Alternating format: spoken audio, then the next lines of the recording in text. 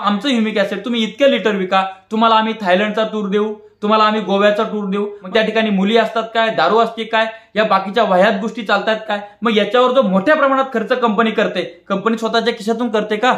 Company हेच company through कृषी केंद्र चालक थ्रू शेतकरी लुटायचा बनावट असल्याचा पकडला, अशा पद्धतीची बातमी वाचायला मिळते। परंतु नंतर त्या कंपनीवर ऍक्शन घेण्यात आली अशी बातमी वाचायला मिळत नाही। म्हणजेच मध्ये सेटलमेंट 100% होते। मागच्या अधिवेशनामध्ये कृषी मंत्री धनंजय मुंडे यांनी बनावट कंपन्यांची खते, बी बियाणे, इतर निविष्ठा ज्या माध्यमातून शेतकऱ्यांची प्रचंड आर्थिक लूट तर होतेच, परंतु दुसरीकडे त्याला उत्पन्नामध्ये काहीही फायदा होत नाही, याला आळा घालण्यासाठी त्यांनी एका विधेयकाची घोषणा केली आणि त्या विधेयकाचं कायद्यात रूपांतर होण्याआधी सूचना मागवण्यात आलेल्या आहेत।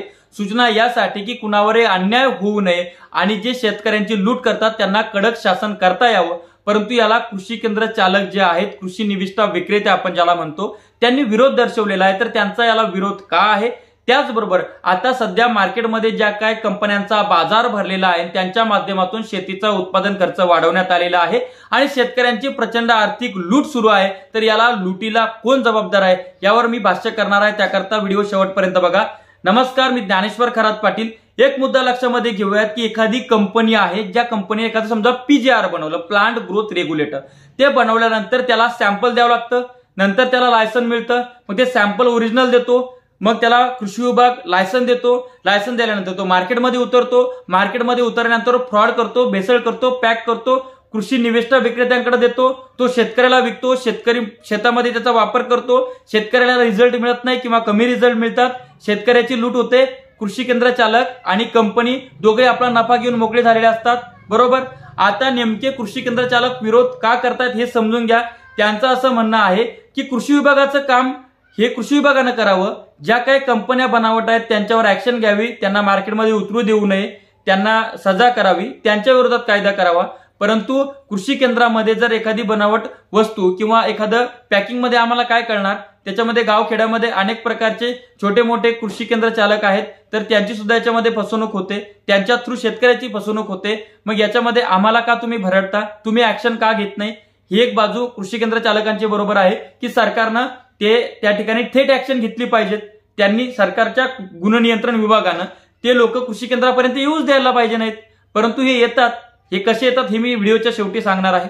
ही एक बाजू जाणून घेऊया की या एका ठिकाणी कृषी केंद्र चालकाचं बरोबर आहे, परंतु दुसऱ्या ठिकाणी अधिकचा नफा मिळतोय, म्हणजे एखादं ओरिजिनल प्रोडक्ट आहे त्याची किंमत 100 रुपये आहे आणि तेच घटक असलेलं दुसरं प्रोडक्ट बनावट कंपनीचं जर तुम्हाला 50 रुपयाला मिळत असेल, मग त्या ठिकाणी तुम्हाला नफा मोठ्या प्रमाणात राहतो। मग काही कृषी केंद्र चालक जर ती वस्तू ठेवत असेल आणि ती वस्तू ठेवल्यानंतर त्याद्वारे शेतकऱ्याची लूट होत असेल, तर तशा कृषी केंद्र चालक जे आहेत, कृषी निविष्ठा विक्रेते, त्यांच्यावर कारवाई झाली पाहिजे अशी माझी मागणी आहे। आता काय झालेलं आहे, कंपन्या, बनावट कंपन्या आणि सर्वच कृषी केंद्र चालक असे नाहीत, काही बिचारे खूप चांगले, ते खूप चांगली शेतकऱ्यांना सेवा देतात, परंतु काही हे आड्डे झालेले शेतकऱ्यांच्या लुटीचे, म्हणजे बनावट कंपन्यांच्या वस्तू त्या कृषी केंद्र चालकांमध्ये भरायच्या, त्याच्यावर गडगंचा नफा कमवायचा आणि तो नफा कमवून थेट शेतकऱ्यांना लुटायचं, हे सर्रास सुरू आहे। तर यांच्यावर सुद्धा कारवाई झाली पाहिजे असं माझं मत आहे। त्यानंतर दुसरा प्रकार काय होतो शेतकऱ्याच्या लुटीचा, की हल्ली मार्केटमध्ये हजारो कंपन्या आलेल्या आहेत, त्या कंपन्या काय करतात, मग आमिष दाखवतात।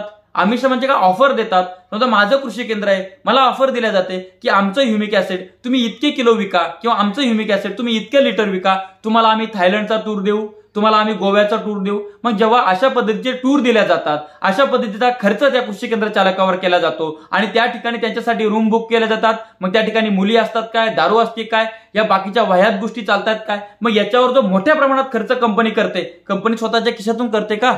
कंपनी हेच कंपनी थ्रू कृषी केंद्र चालक थ्रू शेतकरी लुटायचा, शेतकरी लुटलेल्या ज्या उरलेला जो नफा आहे, उद्या परत शेतकरी लुटण्यासाठी या लोकांना परत आमिष द्यायचे, ऑफर द्यायच्या, हे जे सगळं रॅकेट चाललंय। तर माझी कृषी मंत्री धनंजय मुंडे यांना विनंती आहे की हे रॅकेट थांबवण्यात यावं, हा पहिला मुद्दा, ठीक आहे। जे प्रामाणिक कृषी केंद्र चालक आहेत त्यांच्यावर काहीच होणार नाही या कायद्यामुळे।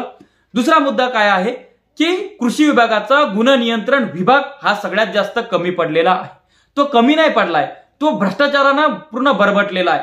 मुळामध्ये काय होतं, बनावट कंपनी मार्केटमध्ये येते, ती मार्केटमध्ये आल्यानंतर तिला चेक करण्याचं काम कोणाचं आहे, कृषी विभागाच्या गुन्हा नियंत्रण अर्थात क्वालिटी कंट्रोल विभागाचं।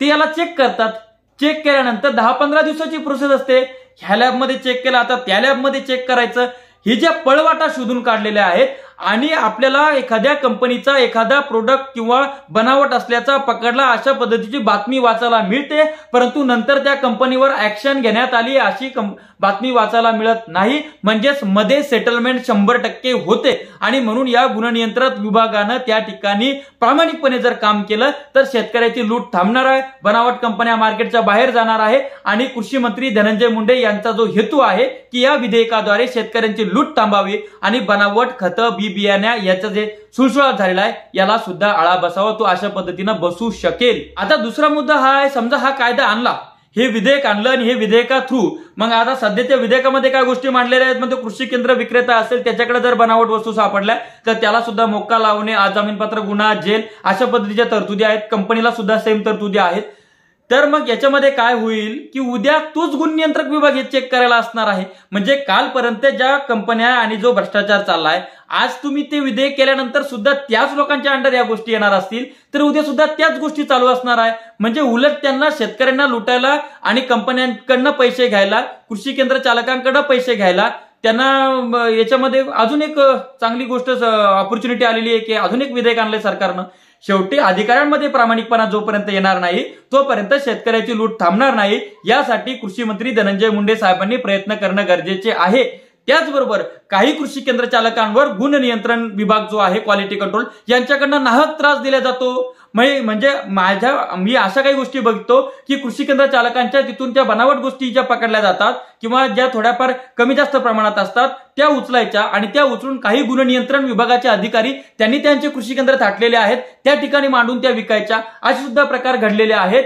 याचा मी येत्या काही कालावधीमध्ये सुपडा साफ तर करणारच आहे.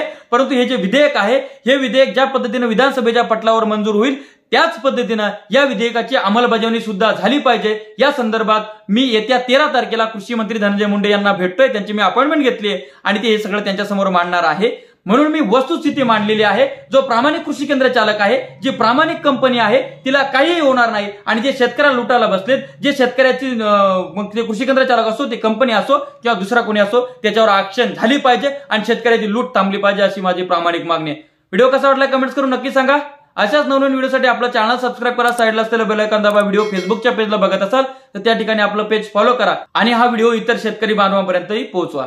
धन्यवाद.